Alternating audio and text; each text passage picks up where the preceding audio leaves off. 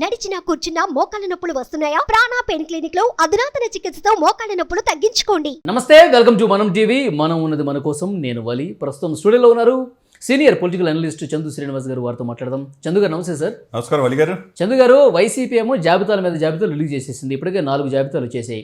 అంటే ఆ జాబితాల తర్వాత కొంతమంది విమర్శించి బయటకు పోయే వాళ్ళు ఉన్నారనుకోండి. TDP, Janasena, BJP. ఏంటి ఈ జాబితా ఎప్పుడు వస్తుంది? అసలు బీజేపీ ఉందా లేదా? ఉంటే కనుక ఎప్పుడు వస్తుంది? నిజమేనండి. మీరు చాలామంది మనసులో ఆంధ్రప్రదేశ్ ప్రజల్లో ఇదే ఉంది. టీడీపీలో కొంతమంది బీజేపీ కలవకూడదు అనుకుంటున్నారు.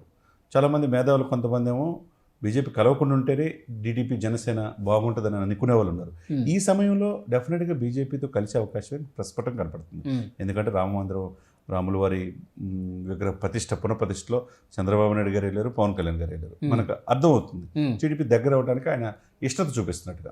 ఇదే సమయంలో 2-3 రోజుల్లోనే, విత్ ఇన్ షార్ట్ టైం 2-3 రోజుల్లోనే బీజేపీ పెద్దలతో ఢిల్లీలో వెళ్ళి చంద్రబాబు నాయుడు గారు, పవన్ కళ్యాణ్ గారు వెళ్ళి టీడీపీ కూడా ఎన్డీఏ భాగస్వామిగా చేసే అవకాశం స్పష్టంగా కనపడుతుంది. దాంట్లో భాగంగా వాళ్ళకు కూడా ఎన్ని సీట్లు ఇవ్వాలి, ఎమ్మెల్యే ఎన్ని సీట్లు ఇవ్వాలి, ఎంపీ అనేది వాళ్ళు కూడా అడుగుతారు.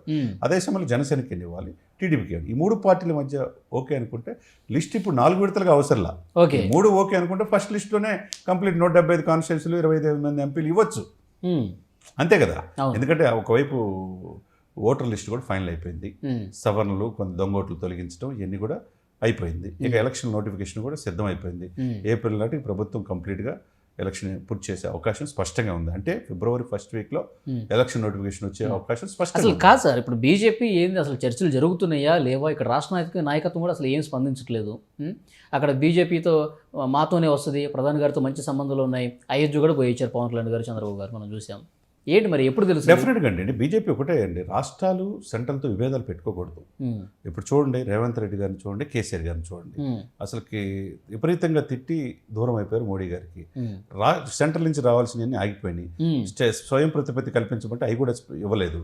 ఇవన్నీ ఏంటంటే జాతీయ హోదా ఇవ్వమని ఇవ్వలేదు. ఇప్పుడు అదే విధంగా రిక్వెస్ట్ ధోరణిలో కాంగ్రెస్ పార్టీ అయిన రేవంత్ రెడ్డి గారు కేంద్రంతో సానుకూలంగా నిలబట్టి నిధులు వస్తూ ఉంటాయి. అంటే కేంద్రంతో తగాదాలు పెట్టుకోకూడదు.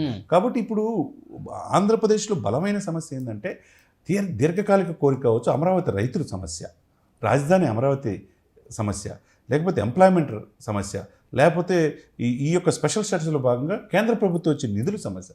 ఇవన్నీ రావాలంటే పోలవరం పూర్తి కావాలి. ఇవన్నీ కూడా సెంట్రల్తో ముడిపడి ఉంది. కాబట్టి తగాదా పెట్టుకుంటే ఉపయోగం లేదు. కాబట్టి బీజేపీతో కలిసే వెళ్ళే అవకాశాలు జనసేనకి, టీడీపీకి ఉన్నాయి. ఈ 3 పార్టీలు యాజ్ ఎర్లీ యాజ్ పాసిబుల్ కనుక ఈ పొత్తులో కనుక వస్తే అవతల మీరన్నట్టు చాలా స్పీడ్గా వెళ్తున్నారు జగన్మోహన్ రెడ్డి గారు. ఒంటరిగా వెళ్తున్నాడు, సింగిల్గా వస్తున్నట్టుగా ఉంది. కానీ అతని వ్యూహాలు అతను. కానీ అందరూ ప్రశ్నించేది ఏంటంటే వీళ్ళ జాబితాలు కూడా వరుసగా వస్తున్నాయి. అసలు వీళ్ళ జాబితా పక్కన పెడితే అసలు పొత్తు అసలు ఎవరెవరు ఉన్నారనేది కూడా క్లారిటీ రావట్లేదు కదా. మీకు డౌట్ పడాల్సిన అవసరం ఏం లేదు వలి గారు. పొత్తులో 3 పార్టీలు ఉంటాయి. అది క్లారిటీగా అధికారికంగా చెప్పట్లేదు. అధికారంగా 2 రోజుల్లో చెప్తారండి. బీజేపీ, జనసేన, టీడీపీ ఉంటుంది. 2 రోజులు చాలా పోయినాయి అనుకోండి సార్. డెఫినెట్గా చెప్తారు. అంటే ఇప్పుడు మీరు నేను అధ్యక్షులు కాదు డిసైడ్ చేయడానికి. మీరు నేను ఓకే అంటే ఈ రోజు డిసైడ్ చేస్తాం. అది కాదు కదా. అవతల కొన్ని పారామీటర్స్, ఒకవైపు రామ మందిరం పునఃప్రతిష్ఠ ఇవన్నీ ఉన్నాయి కాబట్టి కొంచెం లేట్ అయింది. ఆ భాగంగా 3 పార్టీలు కలిసి వెళ్తాయి. ఈ ఒకవైపు ఏంటంటే జగన్మోహన్ రెడ్డి గారికి లిస్టులు అయితే రిలీజ్ చేస్తారు. పోయినప్పుడు ఏమన్నా దీని గురించి అంటే ఆ టైం ఉండదు అక్కడ. కాకపోతే ఒక అంతే అనుకున్నారు. కానీ తర్వాత అయినా కొంచెం టైం తీసుకుని కలుస్తారని అన్నారు. రేపు వెళ్ళండి, ఎందుకంటే అయోధ్య అంత దేశం అంతా రామ మందిరం వాతావరణం కనపడుతుంది. రేపు ఎల్లుండో ఈ పొత్తులు ఫైనల్ అయిపోయే అవకాశం ఉంది. అయిపోయిందంటే మీరు అన్నట్టు 4 విడతలుగా అభ్యర్థులు ప్రకటించిన చాలా మంది వెళ్ళిపోతున్నారు. ఎంపీలు వెళ్ళిపోతున్నారు, ఎమ్మెల్యేలు వెళ్ళిపోతున్నారు. చాలా మంది కీలకమైన వ్యక్తులు వైసీపీ. నేను ఎందుకంటున్నానంటే సార్, ఇప్పుడు పొత్తు ఒకటి తేలాలి, ఆ తర్వాత టైం కూడా చాలా తక్కువ ఉంది. ఎందుకంటే సీట్ల డిస్కషన్ కూడా బీజేపీ వస్తే మరికొన్ని చర్చలు జరగాలి. డెఫినెట్గా ఇప్పుడు అట్లా అనుకుంటే సార్, 5 ఇచ్చినా 10 ఇచ్చినా 3 మాసాల ముందు అంత మారిపోయింది తెలంగాణ రాష్ట్రంలో. అసలు ఎవరు ఊహించలా.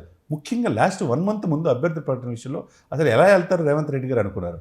అధికారం వచ్చేసింది. అంటే వాళ్ళ వ్యూహాలు వాళ్ళకు ఉంటాయి. కాబట్టి కొద్దిగా లేట్ అయిన మాట వాస్తవమే. అది as early as possible finish అయిపోతే బీజేపీ కలిస్తే నష్టం జరుగుతుందని ఎవరు ఆలోచించట్లేదా? కొంతమంది అనుకుంటున్నారు, కానీ నష్టమే ఉండదండి. వాళ్ళకున్నది ఓటు పర్సెంటేజ్ 1.5%. ఇంకో 1% పెరిగి తప్పితే ఇప్పుడున్న రామాలయం ఇది దేశవ్యాప్తంగా పనిచేసింది అన్ని రాష్ట్రాలు. అంటే నార్త్లో పనిచేసినంతగా ఇక్కడ పనిచేదేమో కదా. డెఫినెట్గా ఉంటుంది కొద్దిపాటి. ఇప్పుడు 1 పాయింట్ దగ్గర ఆగదు కదా. 2-3% పెరిగినా బీజేపీ పెరిగినట్టే కదా, with support of TDP and Janasena. అక్కడ ఆలయాలను చూస్తారు కానీ ఇక్కడ మాత్రం అభివృద్ధినే చూస్తారంటారు. అభివృద్ధి ఎక్కడ ఉంది? అభివృద్ధి అన్నీ బాగుంటే ఇప్పుడు తిరువురు ఎమ్మెల్యే అన్నట్టు మేము నిధులే చివరికి కాంట్రాక్టర్ కూడా డబ్బులు లేని పరిస్థితిలో ఉన్నామని చెప్పి అనుకున్నాను. అభివృద్ధి అంటే రాష్ట్ర ప్రభుత్వం అభివృద్ధి కాదు. కేంద్రం చేయాల్సినందుకు చేయట్లేదు. అభివృద్ధి చూస్తారు, ఏం పర్లేదు. ఈ పారామీటర్స్లో అయితే 3 పార్టీలు ముందుకెళ్తే ఒకవైపు ఏమంటే షర్మిల కాంగ్రెస్ పార్టీ బాధ్యతలు తీసుకోవటం, స్వపక్షం విపక్షంగా అన్ననే ప్రశ్నిస్తున్నారు. ఓకే. ఎందుకు స్పెషల్ స్టేటస్ గురించి ఏమన్నా నిరాదక్ష చేశారా, ఏమైనా తెచ్చారా అని అడుగుతున్నారు ఆమె. ఇకపోతే మత కళలు క్రిస్టియన్స్ మీద దాడులు జరుగుతున్నప్పుడు యాజ్ క్రిస్టియన్ వేయండి ఎందుకు ప్రశ్నించలేదని స్ట్రైట్ గా అడుగుతున్నారు. జగన్ రెడ్డి అని ఇప్పుడు చెప్పి జనసేన ఏంటి సార్ పోరాటం సరిగా చేస్తుందా లేదా?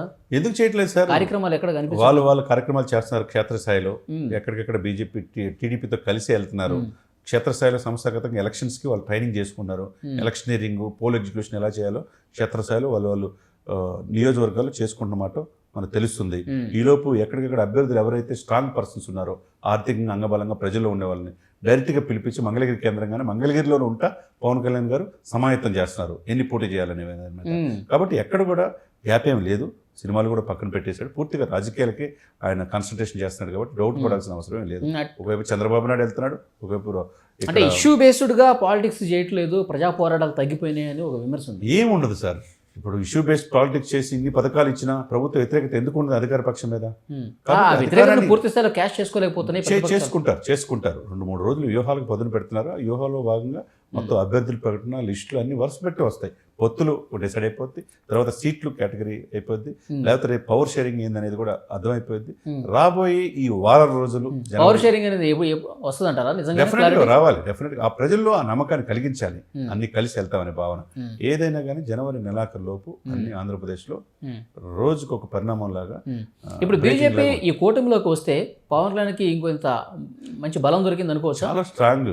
ఒకవైపు అంటే పవర్ షేరింగ్ లో టీడీపీ ఏమైనా వెనకడుగు వేస్తే డెఫినెట్గా బీజేపీ సపోర్ట్ ఉంటుంది. ప్రశ్నించే బీజేపీ దీంట్లో చేరటం అనేది అందరికంటే పవన్ కళ్యాణ్ గారికి ఉపయోగం. ఒక శ్రీరామ రక్షలాగా వాళ్ళు చూసుకుంటారు. ఎందుకంటే మోడీ గారు కానీ పవన్ కళ్యాణ్ లాంటి వ్యక్తి ఎన్డీఏలో కీలకం అనేది వాళ్ళకి తెలుసు. ఈయన ద్వారా ఎదుగుదాం అనేది వాళ్ళ ఆలోచన కూడా ఉంటుంది. కాబట్టి ఆయన పొత్తుల విషయంలో కావచ్చు, పవర్ పాయింట్ షేరింగ్ విషయంలో కావచ్చు, మోడీ గారి అండదండలు బీజేపీ అండదండలు ఎక్కువగా ఉంటాయి. ఈయనకి ఇప్పుడు ఎదురికి జోగి గారు లాంటి వాళ్ళు ప్రశ్నిస్తున్నారు. క్షేత్రస్థాయిలో జనసేన కోరిక ఆయన సీఎం కావాలని కోరిక, గౌరవప్రదంగా సీట్లు అని చెప్పి అంటున్నారు. కాబట్టి ఎన్ని లక్షలు బీజేపీ గురించి ఏమన్నారు సార్? రావాలంటారా వద్దంటారా? డెఫినెట్గా బీజేపీ కూడా కలిసే ఉండాలని చెప్పి అంటారు. బీజేపీ ఉంటేనే పవన్ కళ్యాణ్ గారికి మంచిదని చెప్పి ఆయన లెటర్లో రాయడం జరుగుతుంది. కాబట్టి ఈ 3 పార్టీలకు కలయిక ఒక మంచి ఆలోచన, మంచి ప్రభుత్వం ఏర్పడటానికి మార్గం సుముఖం అయ్యే అవకాశం స్పష్టంగా కనపడుతుంది. చూద్దాం సార్, 2 రోజుల్లో క్లారిటీ వస్తుంది అంటున్నారు. మరి ఎంతవరకు క్లారిటీ వస్తుంది ఏంటో చూద్దాం. Thank you very much.